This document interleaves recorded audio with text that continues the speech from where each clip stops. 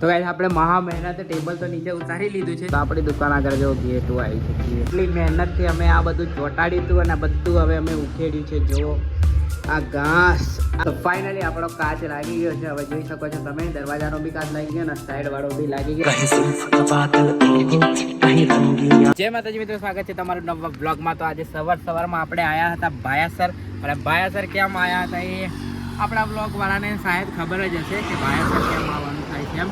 તો આપણે રાઈડને લઈને આવ્યા હતા અને અત્યારે હવે આપણે નીકળી ગયા છે દુકાને જવા માટે. દુકાને જઈને આજે બહુ કામ છે, કેમ કે કાલે કીધું હતું એમ કે આજે આપણે કાચ ખોલવાના છે અને એ બધું છે. તો ફટાફટ ઘરે જઈએ અને પછી આવીએ પાછા શહેરા, પછી કામ કરીએ આપણે કાચનું ને બધું. તો બ્લોગમાં એન્ડ સુધી બન્યા રહેજો.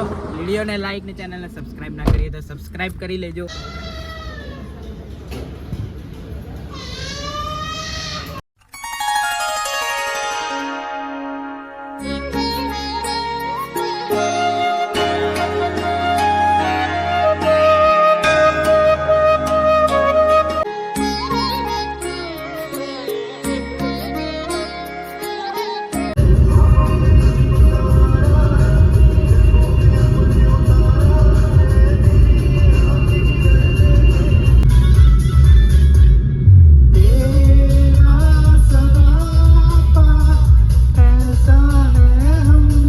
આપણે હથિયારો લઈને આવી ગયા છે. આ શર્ટો નીચે ઉતારીને આજે કાચ ઉતારી લઈએ, એટલે પછી ફિટિંગ થતા કાલબાલ ફિટિંગ કરાવી દઈએ. પેલા કાચવાળાને મળવા જવું પડશે એકવાર, કેમ કે નીચે હજુ આપણે વોશિંગ કરવું પડશે. વોશિંગ કર્યા પછી ત્યાં બધું ગોઠવવા પડશે. એટલે આ કાચ પહેલાં ખોલી લઈએ. કાચ ખોલીશું તો બીજું કામ થશે ને. કાચ પહેલાં ફિટિંગ કરાવવા પડશે, પછી ટેબલ ગોઠવવું પડશે ને બહુ કામ છે. 2 દિવસમાં કરી દેવું પડશે ફટાફટ, કેમ કે સિઝન આવી ગઈ છે. પછી બંધ દુકાન તો આપણી ગ્રાહકી તૂટી જશે એટલા માટે.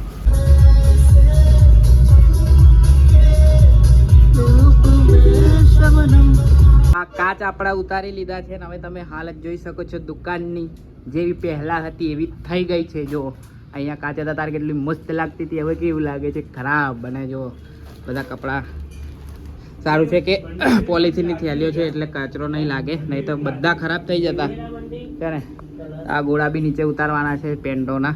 તો એ બધું હવે આજે સાફ કરી દઈએ નીચે, પછી કાલે આજે. તો આપણે ઉપરથી કાચને લઈ આવ્યા છે નીચે અને બધી લાઈટો ચાલુ કરી, કમ્પ્લીટ ચાલુ થઈ ગઈ છે. પણ એક ભૂલ કરી છે, આની અંદર પંખાનું છે જ નહીં હોલ્ડર. હવે શું કરશું પંખા વગર ઉનાળામાં? જો આ સ્વિચો છે, આ બહારની છે, આ બધી અંદરની છે, આ બી અંદરની, આ ચાર્જિંગની છે 2 પોઈન્ટ. પણ અહીંયા પંખાનું જ નથી આવ્યું. હવે શું કરશું? અમે કેવું પડશે હવે પાછું.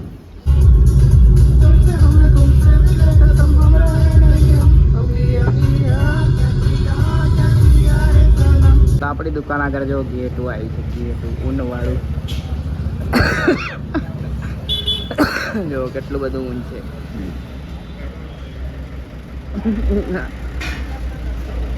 થિયેટર બનાવવા કોમ લાગશે. હા, કામ ચાલુ થઈ ગયું છે. લાઈન આપણે કાચ ફિટિંગનું જોઈ શકો છો તમે. હવે થોડી જ વારમાં કાચ લાગી જાય પછી બતાવું. આપણા કાચ લાગી ગયા છે, જોઈ શકો છો. કંઈક આ રીતનું, નાની દુકાન છે એટલે સેટિંગ બરાબર નથી થતું, પણ ચાલે. હવે તો કાલે આપણે સામાન બધું નીચે ઉતારીને ટેબલ વેબલ ગોઠવીને પછી જોઈએ કેટલી જગ્યા રહે છે. એમ પાછું ગ્રાહકને આવવા માટે બી જગ્યા જોઈએ ને. તો કાલે બધું સેટ કરીએ પછી બતાવું તમને. તો આજે આપણે દુકાનનું વોશિંગ કામ ચાલે છે. તો આજે આઈ હોપ બધું કામ થઈ જાય ને કાલથી સ્ટાર્ટ થઈ જશે. 99.99%. જો અહીંયા પાણી જવા માટેનું છે જ, શું કહેવાય, ગટર લાઈન. એટલે સીધું પાણી એમાં જતું રહે છે, પણ પાણી ઉપરથી લાવવું પડે છે, એ તકલીફ છે.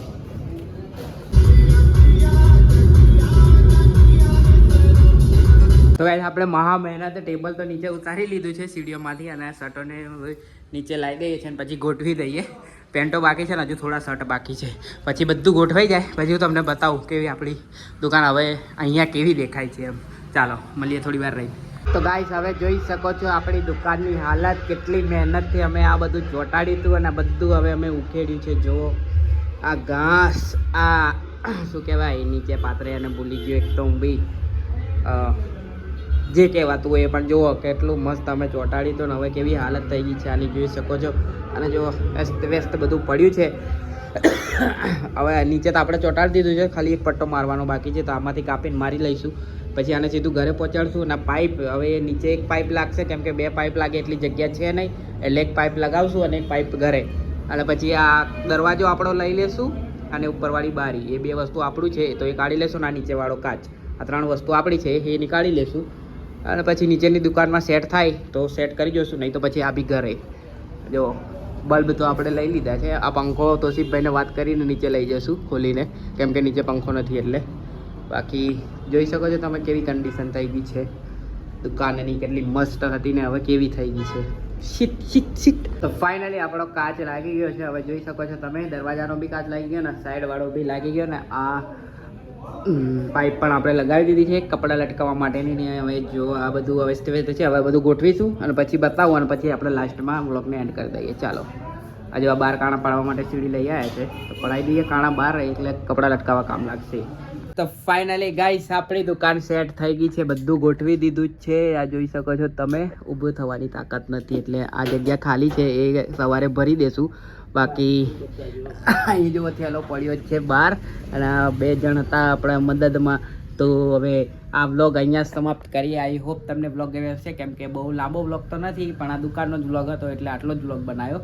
બાકી આ સેટ થઈ ગયું છે. હવે કાલથી આપણી દુકાન રેગ્યુલર 4 કાલથી, એટલે કે આજે તમે વ્લોગ જોશો ત્યારથી ચાલુ થઈ જશે દુકાન. નવું લોકેશન છે આપણું શહેરા સિવિલ હોસ્પિટલની સામે જ, એક્ઝેક્ટ સામે જ છે રાઈસ સિલેક્શન. તો જલ્દીથી આવજો, અને ઓફર નીકાળવાની છે એકદમ મસ્ત. કે આ વ્લોગને અહીંયા સમાપ્ત કર્યા. આઈ હોપ તમને વ્લોગ ગમે છે. વ્લોગ ગમે તો લાઈક કરજો, શેર કરજો અને ચેનલ પર નવા હોય તો સબસ્ક્રાઈબ કરજો. ફરી મળીશું નવો વ્લોગ સાથે. ત્યાં સુધી જય માતાજી, જય શ્રી કૃષ્ણ.